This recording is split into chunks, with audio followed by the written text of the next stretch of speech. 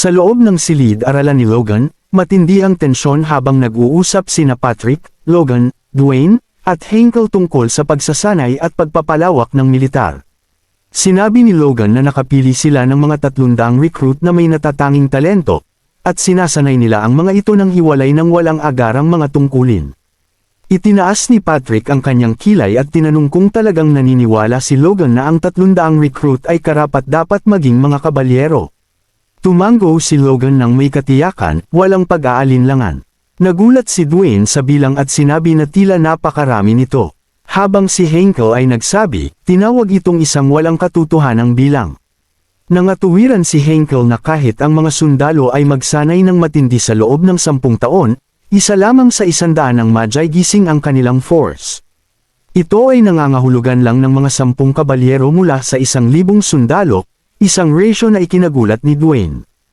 Hindi nag-abala si Logan sa mga estadistikang ito, at iginiit na pananatilihin nila ang kasalukuyang sistema ng pagsasanay. Idinagdag niya na patuloy silang magdadala ng mga bagong sundalo bawat taon at taon-taon palalakasan ang kanilang mga kabayo at armas.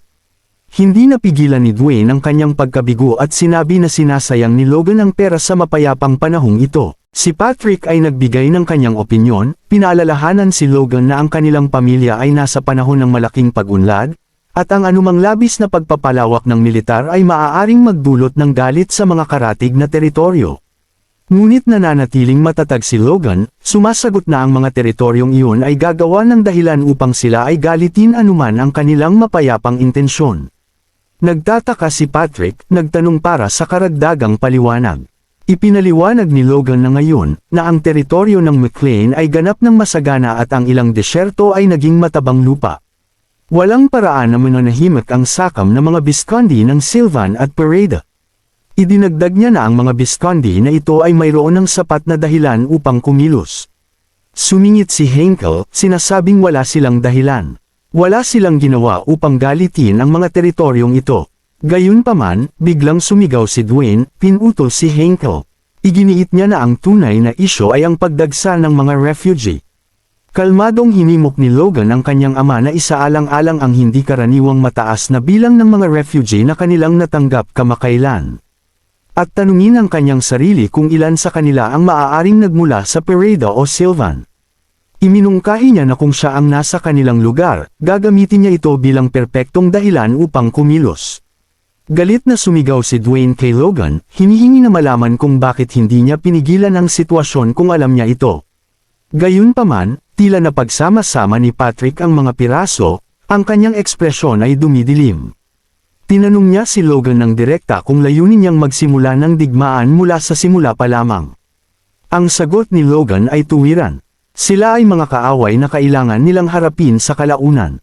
Kaya bakit pa maghihintay? Tumahimik ang silid. Lahat, mula kay Henkel hanggang kay Dwayne, ay nadismaya sa sinabi ni Logan. Tinanong nila kung paano niya naiisip ang mga ganitong bagay.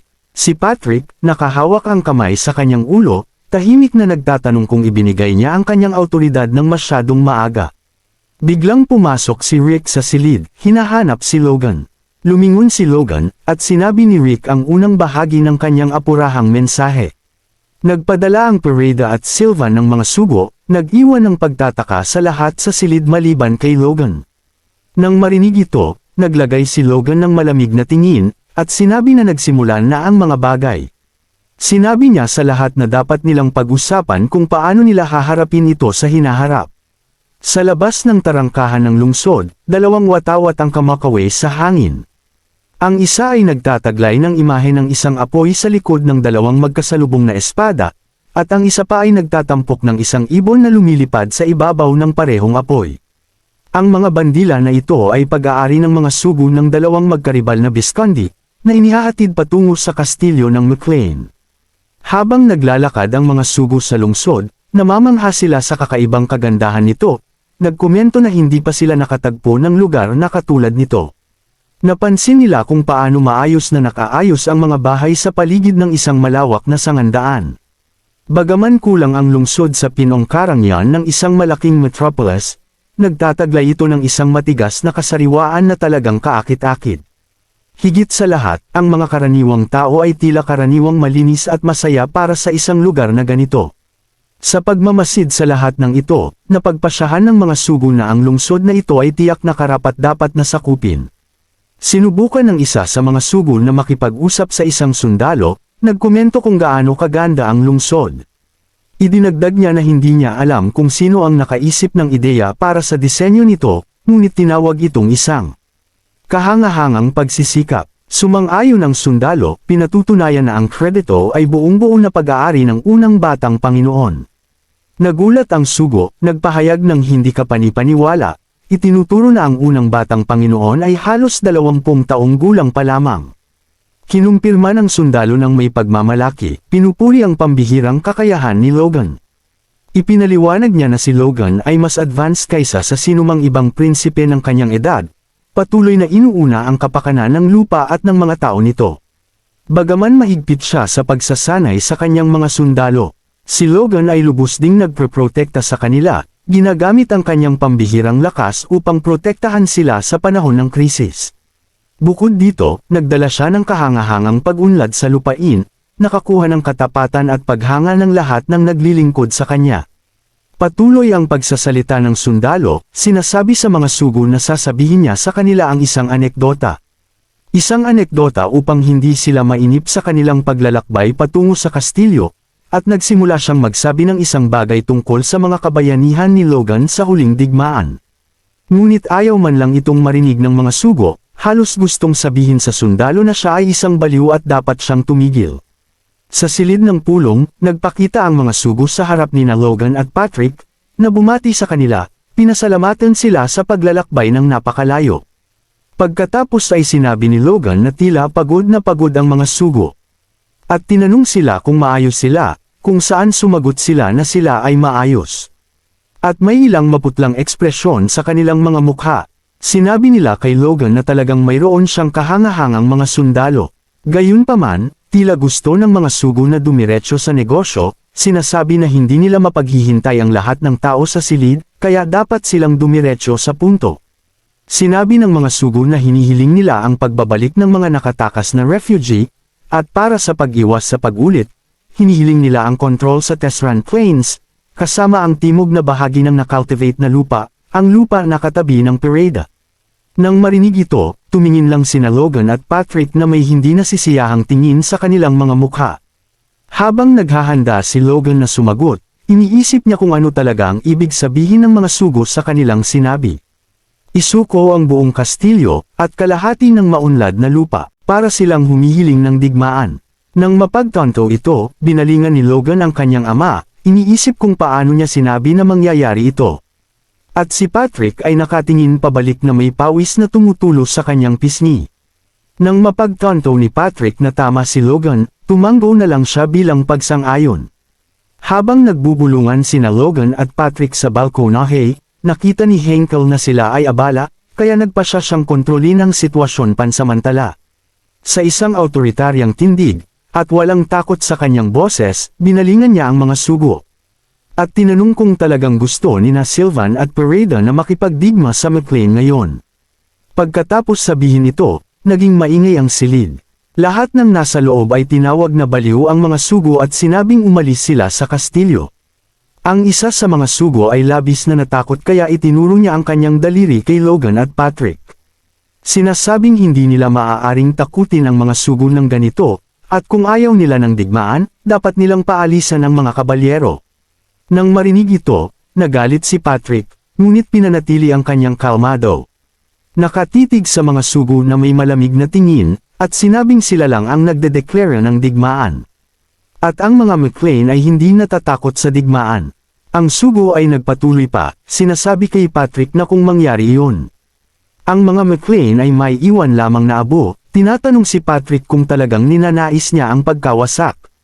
Nang marinig ang lahat ng sinabi, nainis si Logan, kaya siya ay namagitan. Tinatanong kung paano ang mga refugee na tumatakas sa paniniil ay maaaring maging panakot. Pagkatapos ay binalingan niya ang kanyang ama, sinasabi sa kanya na nakalimutan ng mga sugo na ito ang kanilang mga obligasyon bilang mga maharlika. Sa makatuwid, hindi na kailangang makipagnegosasyon. Kaya, nagtipon ang mga kabalyero sa paligid ng mga sugo, itinutok ang kanilang mga espada sa kanila. Nang makita ito, tinatanong ng mga sugo kung seryoso sina Logan at Patrick na makipagdigma. At kung lahat ng tao sa silid na ito ay may mga hiling bago mamatay. Si Logan, bumababa sa hagdan, sinabi sa mga sugo na ito ay talagang ganap na digmaan. Pagkatapos ay sinabi niya sa mga sugo na mayroon silang kapal ng mukhang pumasok sa kanyang kastilyo, tinatawag ang lahat na baliw. Tumayo siya sa harap nila, tinatanong kung paano nila nagawang ituro ang kanilang mga daliri at gumamit ng masamang pananalita laban sa pinuno ng lupaing ito. Binunot niya ang kanyang espada, sinasabi sa kanila na sila ang tila nawawala sa katinoan. Gusto ng sugo na tawagin si Logan na baliw, ngunit hindi niya natapos ang kanyang pangungusap. Nang makita na lumalapit si Logan, sinabi niya sa mga gwardya na pigilan siya, kaya sila ay sumugod para atakihin si Logan. May mapaminsalang hangarin sa kanyang mga mata, inihanda ni Logan ang kanyang espada, itinaas ito sa kanyang ulo. Sa isang mabilis na galaw, hinampas niya ang isa sa mga gwardya. Damaloy ang dugo mula sa kanyang bibig, at tila tapos na para sa kanya. Pagkatapos ay ginamit ni Logan ang kanyang kahangahangang bilis, at pinatay ang lahat ng natitirang 5 sundalo sa loob lamang ng ilang segundo. Mapanganib siyang lumapit sa mga sugo, sinasabi sa kanila na kung balak nilang bunutin ang kanilang mga espada sa lupa ng iba, dapat silang maging handa ring mamatay. Ang isa sa mga sugo, takot na takot, sinabi kay Logan na huwag nang lumapit pa. Habang patuloy na lumalapit si Logan, tinanong ng sugo si Logan kung sa tingin niya ay ligtas ang McLean matapos siyang hawakan, dahil siya ay isang sugo ng Viscount. Gayunpaman, wala siyang pakialam tungkol dito, kaya hinampas niya ang kanyang espada, pinatay ang lalaki agad. Nang makita ito, ang isa pang sugo ay lumuhod. Sinasabi kay Logan na, paglilingkuran niya ang kalooban ng McLean, at ipapaabot niya ang lahat sa kanyang Panginoon. Pagkatapos ay hiniling niya kay Logan na patawarin ang kanyang kawalang galang. Na tinawag ni Logan na isang matalinong desisyon, habang ang sugo ay nakayuko ang ulo, nanginginig sa takot.